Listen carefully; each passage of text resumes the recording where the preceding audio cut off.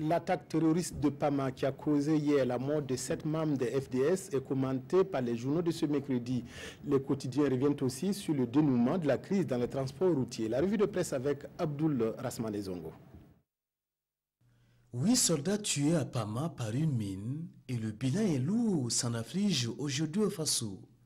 Ces soldats, commentent les éditions Le Pays, ont péri dans un guet-apens tendu par les terroristes.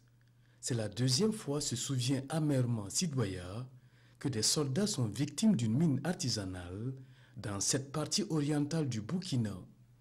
Et le journal Le Quotidien renchérit. Le mois d'août reste meurtrier. Après les dates funestes du 11, du 21, s'ajoute aujourd'hui celle du 27 et les actes terroristes, depuis un certain temps, se déportent à l'Est. L'Express du Faso se résigne quelque peu, je cite, « Que faut-il encore dire qui n'ait été déjà dit sur ces attaques terroristes ?» Aujourd'hui, le Faso répond, « Il faudra rectifier le tir et le diriger sur ces suppôts du diable, ce que les éditions Le Pays appellent les commandos invisibles.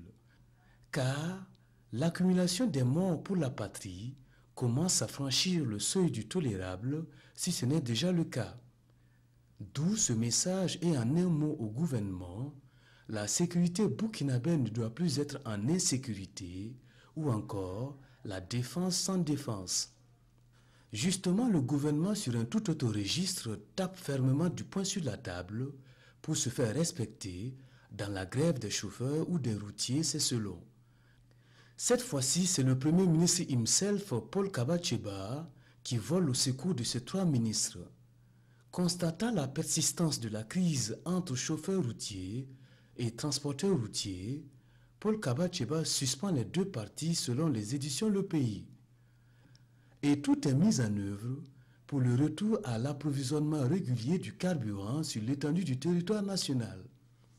L'Express du Faso salue cette décision gouvernementale et pense qu'il y avait mieux à faire, la dissolution pure et simple des 2 protagonistes. Le journal Le Quotidien reste plutôt critique et pense que la solution est ailleurs et tient plus à une politique énergétique ferme, pour l'instant absente.